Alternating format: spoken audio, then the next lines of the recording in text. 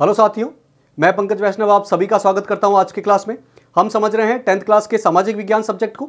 Chapter चल रहा है अपना चैप्टर नंबर 26, जिसका नाम है अर्थव्यवस्था के स्वरूप। इस अर्थव्यवस्था के स्वरूप नामक चैप्टर का एक भाग हम ऑलरेडी देख चुके हैं और आज की क्लास में हम इसका दूसरा भाग समझने वाले हैं। तो शुरुआत करते हैं आज की क्लास को।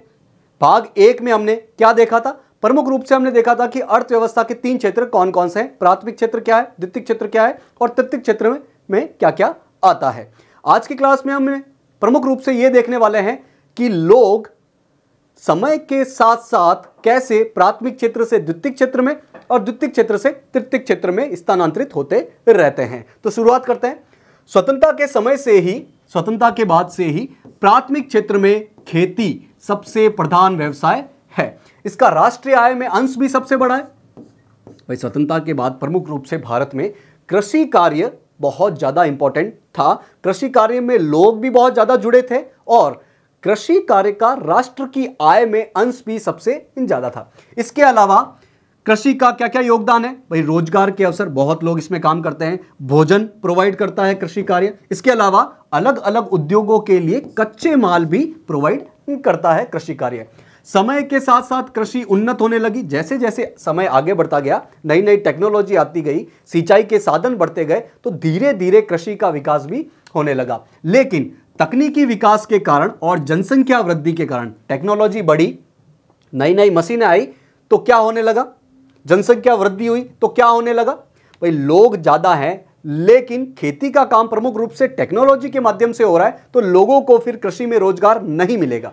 तो तकनीकी एवं जनसंख्या वृद्धि के कारण इस क्षेत्र में बेरोजगारी की स्थिति उत्पन्न होने के कारण लोग दूसरे कार्यों में काम करने लगे। मैंने अभी बात की कि जैसे जैसे टेक्नोलॉजी बढ़ेगी, जनसंख्या वृद्धि होगी, तो कृषि कार्यों में लोगों को काम मिलना धीरे धीरे कम हो जाएगा। तो लोग इस कृषि कार्य से हटकर दूसरे कार्यों में काम करने लगेंगे। तो इसके कारण शिल्पियों और व्यापारियों की संख्या में भी वृद्धि होने लगी। अब लोग दूसरा काम करने लगे तो फिर वो व्यापार करेंगे, कुछ शिल्पकार का काम करेंगे, तो धीरे धीरे शिल्पियों और व्यापारियों की संख्या में भी वृद्धि होने लगी। इसके अलावा लोग सेना में जुड़ने लगे, परिवहन का काम करने लगे, प्रशासन और सेवा क्षेत्र से जुड़ने लगे। बहुत सारे लोग शिक्षक बनने लगे, डॉक्टर बनने लगे, इंजीनियर बनने लगे, वकील बनने लगे, व्यापार का काम करने लगे, परिवहन का काम करने लगे, सेना क्षेत्र से जुड़ने लगे। धीरे धीरे ये सेवा क्षेत्र में आते जा रहे हैं। फिर भी अधिकांश वस्तुएं जो है वो प्राथमिक क्षेत्र से ही उत्पादित होती है और अधिकतर लोग इसी क्षेत्र से रोजगार प्राप्त करते हैं। फिर भी उद्योगों के लिए कच्चा माल मुख्य रूप से प्राथमिक क्रिया या यूं कहे कृषि और इससे जुड़े क्षेत्रों से प्राप्त होता है। तो आज भी सबसे ज्यादा उत्पादन का काम जो है वो मुख्य रूप से कृषि क्षेत्र में होता है और रोजगार भी कृषि क्षेत्र में आज भी ज्यादा है। विनिर्माण की नवीन प्रणाली के प्रचलन से कारखानों का निर्माण हुआ। विनिर्माण हमने भाग 1 में देखा था। मुख्य रूप से फैक्ट्री या उद्योगों को ही विनिर्माण का काम कहते हैं। तो विनिर्माण की नई नई प्रणाली के प्रचलन से कारखानों का निर्माण हुआ, फैक्ट्रियां बनने लगी, जिससे प्राथमिक क्षेत्र के लोग कारखानों में काम करने लगे। प्राथमिक क्षेत्रों में बेरोजगारी धीरे धीरे बढ़ने लगी तो लोग फिर कारखानों में, फैक्ट्रियों में काम करने लगे। कारखानों में सस्ती दरों पर उत्पादित वस्तुओं का उपयोग होने के कारण कुल उत्पादन एवं रोजगार बढ़ने से द्वितीयक क्षेत्र सबसे महत्वपूर्ण हो गया। विनिर्माण क्षेत्र में या यूं कहे फैक्ट्रियों में, कारखानों में चूंकि मशीनें लगी होती है तो बहुत ज्यादा उत्पादन होता है। कोई भी चीज बहुत जल्दी और बहुत ज्यादा उत्पादन होती है और बहुत जल्दी और बहुत ज्यादा उत्पादन होगी तो वो सस्ती मिलेगी। तो सस्ती मिलेगी तो मार्केट में ज्यादा बिकेगी, ज्यादा मुनाफा होगा और फैक्ट्रियों को ज्यादा मुनाफा होगा तो ये नए नए लोगों को काम पे ज्यादा रखते जाएंगे। तो इस क्षेत्र में, द्वितीयक क्षेत्र में, फैक्ट्री वाले क्षेत्र में और रोजगार बढ़ने लगा। पिछले 100 सालों में विकसित देशों में द्वितीयक क्षेत्र से तृतीयक क्षेत्र की ओर बदलाव हुआ है। अब जैसा कि मैंने क्लास की स्टार्टिंग में बताया था कि जैसे जैसे समय आगे बढ़ेगा लोग प्राथमिक से द्वितीयक क्षेत्र में और द्वितीयक क्षेत्र से तृतीयक क्षेत्र की ओर आगे बढ़ने लगेंगे।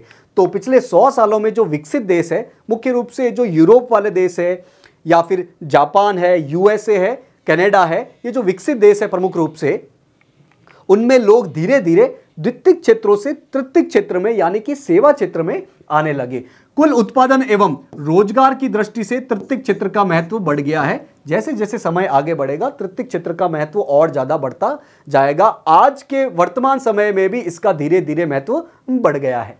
उत्पादन में तृतीय क्षेत्र का बढ़ता महत्व। अब इस टॉपिक को देख लेते हैं कि कैसे उत्पादन में धीरे धीरे तृतीय क्षेत्र या यूं कहे सेवा क्षेत्र का महत्व बढ़ रहा है। भारत में सेवा क्षेत्र का प्रसार बहुत तेजी से हो रहा है। शिक्षा जैसे जैसे बढ़ेगी, कौशल विकास जैसे जैसे होगा, लोग सेवा क्षेत्र में आते जाएंगे। समय के साथ परिवहन सेवाओं में वृद्धि हुई है। जैसे जैसे समय आगे बढ़ेगा, टेक्नोलॉजी आगे बढ़ेगी, नई नई परिवहन की सुविधाएं आएंगी और वो परिवहन की सुविधाएं बहुत फास्ट होगी। टेलीफोन, मोबाइल ऐसे संचार के साधनों की सुविधा भी अधिकाधिक लोगों तक पहुंची है। टेलीफोन के माध्यम से, मोबाइल के माध्यम से ये जो संचार तंत्र है वो बहुत तेज होने लगा है और इसकी वजह से सेवा क्षेत्र या यूं कहे तृतीय क्षेत्र को बहुत ज्यादा हेल्प मिली है। शिक्षा प्रदान करने के लिए देश में अधिक संख्या में स्कूलों का निर्माण हुआ है। शिक्षा का विस्तार करना है, ज्यादा से ज्यादा लोगों को शिक्षित करना है तो स्कूलों का निर्माण करना पड़ेगा और शिक्षा क्षेत्र जो है वो प्रमुख रूप से किस में आएगा? सेवा क्षेत्र या तृतीय क्षेत्र में आ जाएगा। इसके अलावा स्वास्थ्य सेवाएं प्रदान करने हेतु अस्पताल, स्वास्थ्य केंद्र आदि का भी निर्माण हुआ है। इनकी संख्या में भी वृद्धि हुई है। स्वास्थ्य क्षेत्र किस में आता है? सेवा क्षेत्र या तृतीय क्षेत्र में आएगा। और लोगों का स्वास्थ्य अच्छा रहे, लोग ज्यादा जी पाए और अर्थव्यवस्था में देश के विकास में ज्यादा योगदान दे सके, इसलिए ज्यादा से ज्यादा अस्पताल है या फिर आपके स्वास्थ्य केंद्र है, इनका निर्माण होता जा रहा है। और यह क्षेत्र किसमें आता है? तृतीय क्षेत्र में, यानी कि तृतीय क्षेत्र धीरे धीरे आगे बढ़ता जा रहा है। बैंकों ने भी अपनी अधिकाधिक शाखाएं खोली है। बैंकों ने भी लोगों को वित्तीय सेवाएं देने के लिए ज्यादा से ज्यादा शाखाएं खोली है और हमने पहले भाग में देखा था कि बैंकिंग सेवाएं किस में आती है? तृतीय क्षेत्र या सेवा क्षेत्र में आ जाती है। अधिकतर सार्वजनिक स्थल पर होटल तथा जलपान गृह भी बने हैं। बहुत सारे सार्वजनिक क्षेत्रों पे, चूंकि आज के दौर में लोग एक जगह से दूसरी जगह पर ज्यादा मात्रा में मूव करते हैं, तो फिर अलग अलग जगहों पर होटल और नाश्ता गृह जहां खाना मिल सके उनका निर्माण भी बढ़ने लगा है। और हमने पहले भाग में देखा था कि होटल और जलपान गृह, नाश्ता गृह किस में आ जाएंगे? ये आपके तृतीय क्षेत्र, सेवा क्षेत्र में आ जाएंगे। तो कहने का मतलब है कि इन सब उदाहरण से हम समझ सकते हैं कि तृतीय क्षेत्र आज के समय में धीरे धीरे बढ़ता ही जा रहा है। भारत में यद्यपि सकल घरेलू उत्पाद में तीनों क्षेत्रों की हिस्सेदारी में परिवर्तन हुआ है। ये सकल घरेलू उत्पाद क्या होता है? हम इसे आम भाषा में जीडीपी के नाम से जानते हैं। जीडीपी क्या होती है? कोई भी एक देश, मान लीजिए कि भारत के एग्जांपल से समझते हैं, कोई भी एक देश, भारत, एक साल में अपनी बाउंड्री में कितनी चीजों और कितनी सेवाओं का उत्पादन करता है, उसका आप मूल्य निकाल के जोड़ोगे तो क्या आ जाएगा? वो जीडीपी का आंकड़ा आएगा। जैसे कि एक साल, कोई भी मान लीजिए 2021 में पूरे साल में भारत ने 10 ट्रक बनाई, 5 रेल बनाई, 2-3 कुर्सियां बनाई। एक एग्जांपल दे रहा हूं, बहुत सारी चीजें बनाई। अब इन चीजों का मूल्य ऐड कर दो और बहुत सारी सेवाएं भी पैदा की, जैसे कि टीचिंग की सेवाएं पैदा की, डॉक्टर की सेवाएं, वकील की सेवाएं, बहुत सारी सेवाएं पैदा की, इनका भी कीमत ऐड कर दो। अब वस्तुओं और सेवाओं का कीमत ऐड करके जो आंकड़ा आएगा वो जीडीपी कहलाएगा। तो भारत में सकल घरेलू उत्पाद यानी कि जीडीपी में इन तीनों क्षेत्र, प्राथमिक क्षेत्र, द्वितीय क्षेत्र और तृतीय क्षेत्र, तीनों की हिस्सेदारी में बदलाव हुआ है। आजादी के समय प्राथमिक क्षेत्र की हिस्सेदारी ज्यादा थी, लेकिन समय के साथ साथ जैसे मैंने बताया कि तृतीय क्षेत्र की हिस्सेदारी धीरे धीरे बढ़ने लगी।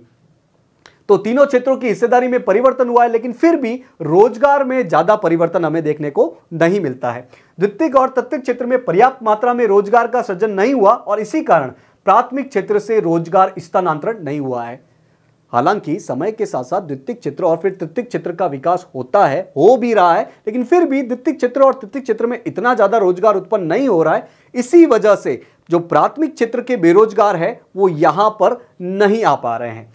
परिणाम स्वरूप देश में लगभग आधे श्रमिक प्राथमिक क्षेत्र या मुख्य रूप से यूं कहे कृषि क्षेत्र में काम कर रहे हैं। इसी के कारण द्वितीय क्षेत्र और तृतीय क्षेत्र का विकास नहीं होने के कारण भारत के आधे से ज्यादा लोग, करीब 50% लोग प्राथमिक क्षेत्र या यूं कहे कृषि कार्यों में भी लगे हुए हैं। अब देखते हैं हम पाठगत प्रश्न, मतलब पाठ के बीच में आए क्वेश्चन। ये क्वेश्चन कहां से बनाए गए हैं? अभी जो चीजें हमने पढ़ी है उसी पर आधारित कुछ आसान से क्वेश्चन है। तो सबसे पहले देखते हैं क्वेश्चन नंबर 8। क्वेश्चन नंबर 8 से कैसे शुरू हो रहा है भाई? क्वेश्चन नंबर 7 तक हमने भाग 1 में देख लिया था, तो इस भाग में, दूसरे भाग में क्वेश्चन नंबर 8 से हम क्वेश्चन को देखेंगे। तो क्वेश्चन नंबर 8 है, स्वतंत्रता के समय राष्ट्रीय आय में सबसे अधिक योगदान कौन से व्यवसाय का था?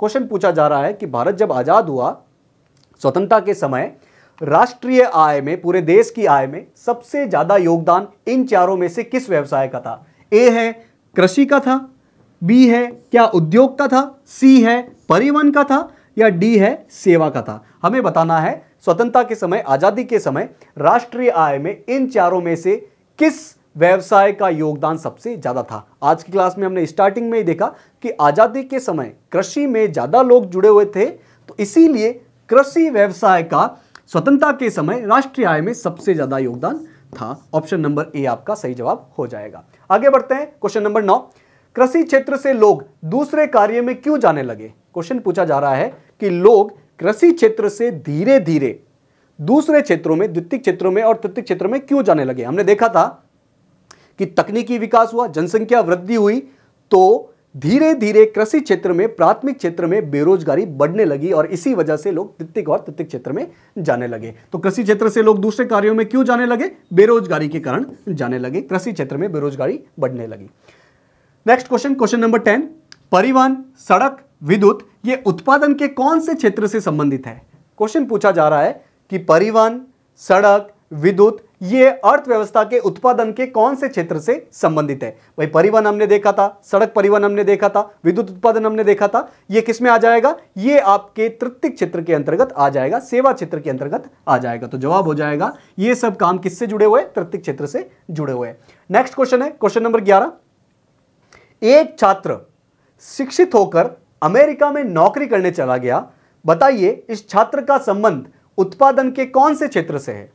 क्वेश्चन पूछा जा रहा है कि एक विद्यार्थी है, एक छात्र है जो कि पढ़ाई करके अमेरिका में नौकरी करने चला गया, बताइए उस छात्र का संबंध उत्पादन या अर्थव्यवस्था के कौन से क्षेत्र से है।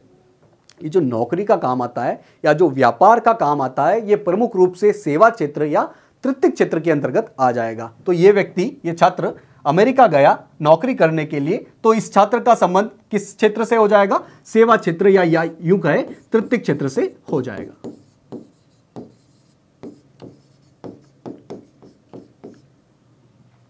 तो आज के क्लास को हम यही थामेंगे। प्रमुख रूप से आज हमने देखा कि कैसे समय के साथ साथ लोग प्राथमिक क्षेत्र से द्वितीय क्षेत्र और द्वितीय क्षेत्र से धीरे धीरे तृतीय क्षेत्र में जाने लगते हैं। तो आपको करना क्या है, आज जो भी चीजें पढ़ी है वो आज ही रिवाइज कर डालो ताकि लंबे समय तक आपके दिमाग में बनी रह सके। आशा है कि आज की क्लास आपको समझ में आई होगी। आज की क्लास से जुड़ने के लिए आप सभी का बहुत बहुत धन्यवाद।